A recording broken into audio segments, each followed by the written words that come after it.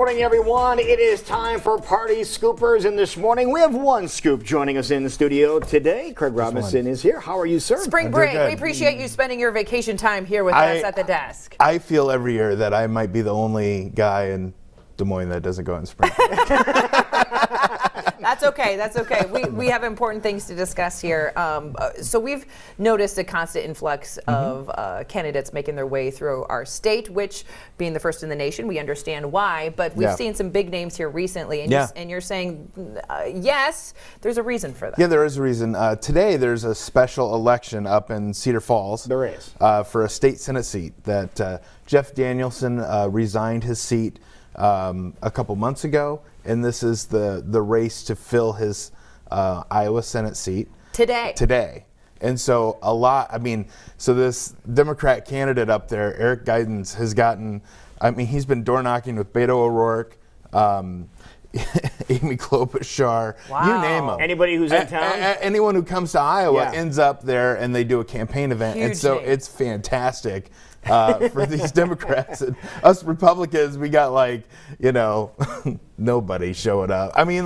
There's just not the same infrastructure to benefit. Now, it's going to be an interesting race because this was a Democrat seat held, okay? And you've got all this Democrat activity that should help. But you have a Republican candidate, Walt Rogers, who is a former state house member, really popular there, and so he would tend to have the name ID advantage. So it's really wide open tonight to see who wins. The seat doesn't necessarily mean a ton. Republicans would go to 34 or 35 seats in the Senate. Still, whether they win or lose, it doesn't really matter in the makeup of the Iowa Senate.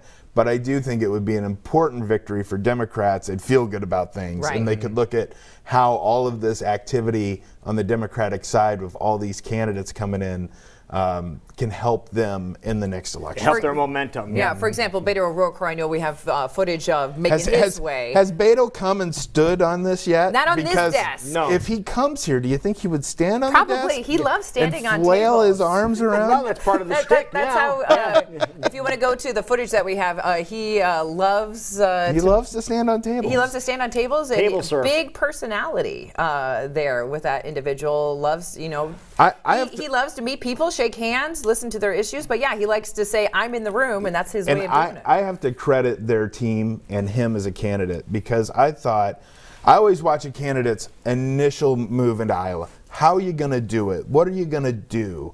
Do you just come to Des Moines and get the big event and it's a big media thing? He drove from southeast Iowa. He did a campaign swing through Keokuk, Fort Madison, all these little towns that, southeast Iowa is often forgotten about sometimes on the presidential highway, so to speak. And I thought he did a very interesting, he basically went from Keokuk and drew a straight line to Cedar Falls, and that was his campaign, and he ended up in Dubuque and other places where you'd expect candidates to go.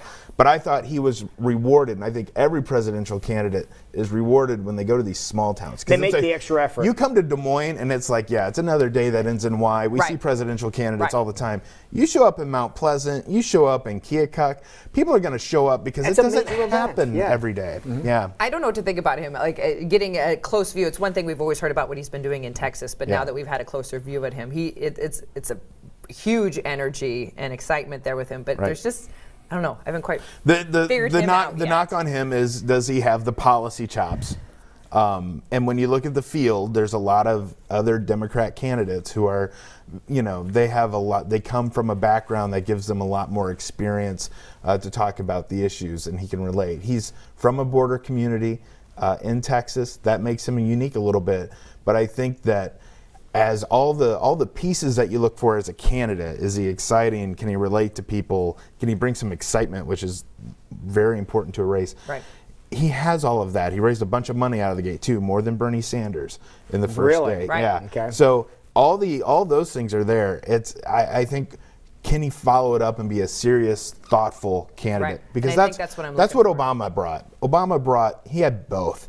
He could communicate, he could excite people, but when it came to policy, even if I didn't agree with him, he was a serious policy thinker and could lay out his vision of America. That'll be important for Beto to do. But I agree. It's like, what are you doing to set yourself apart now that everybody is raising their hand saying, I want to run now? How do you do this? I mean, I always, it's like, polling, we get all excited for poll results, right? Well, when you have a field of 30 candidates, it's just like asking people, what's your favorite candy bar? Well, everyone's going to have a different choice. And so there's not a clear runaway. Somebody has to separate themselves from the pack, and it has to happen sooner rather than later, doesn't it? Well, yeah, I mean, the clock's ticking. I mean, the Iowa caucuses we still feel like they're a long ways away. Right. I mean, we're a quarter of the way through the year, and by this time, this train's out of town, and it's in other states.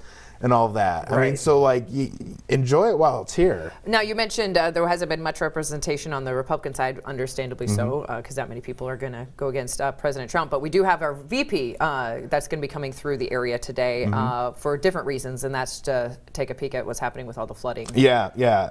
I think he's going to be in Nebraska and all of that, and what's going on in western Iowa, too, is really tough. So, I mean, that's the advantage you have with incumbency, is that when there are incidents like this, you can be seen and be shown. And so it's a different style of campaigning, but I mean, I just can't believe that's I'm just glad, I know, right? I'm just glad that we're starting to get some national attention. I feel like this has been happening, and all of us here that live in this area, we're like, can someone please let everyone else know this is happening? Because we're going to need some assistance. Right. Western Iowa flooded, 8 or so years ago. Right. And, when it doesn't hit a population center, I mean, we remember obviously the floods here and the devastating floods in Cedar Rapids, and it impacted so many people.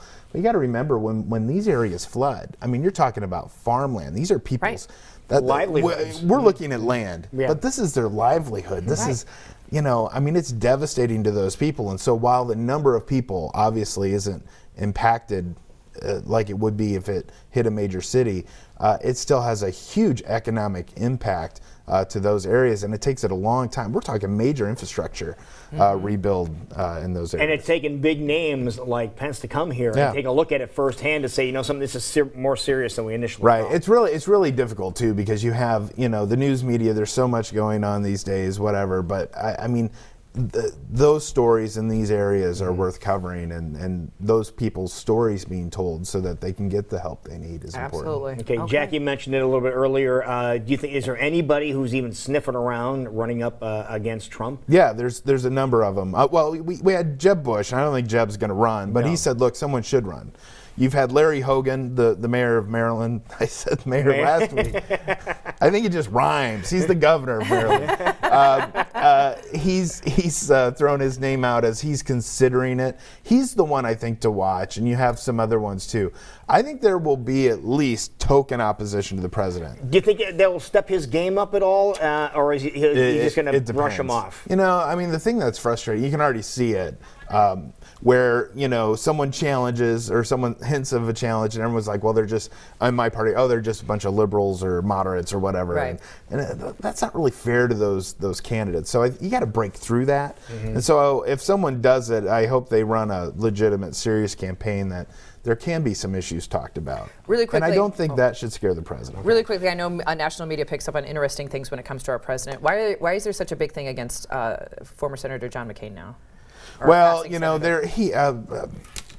Trump made a comment about McCain again, and why are you picking on someone who's no longer with us? Yeah, and I think that's the media's reaction. Right. And so is that why they're picking this up? Right. And I think, well, you got to remember too, it all ties into this dossier and McCain's role in that and getting these documents to the FBI, and I think it's really, you have this is an establishment versus Trump type thing going on in the party, and that's why I think he can't let it go. And you know what? The establishment side can't let it go either. And we're also going to have more paperwork released relating to Mueller. Do you think that's going to have any effect on Look, I think any day that thing's going to come out and we'll be able to move on one way or another. Okay. So, well, thank you for coming in. Thanks for spending spring break with us. Holding down my side of the desk, Lou. Now you got to step. Can you make it up on the desk? Are you ready to do it? I don't think anyone wants to see that. It'd be a Chris Farley moment, is what it would be. It is.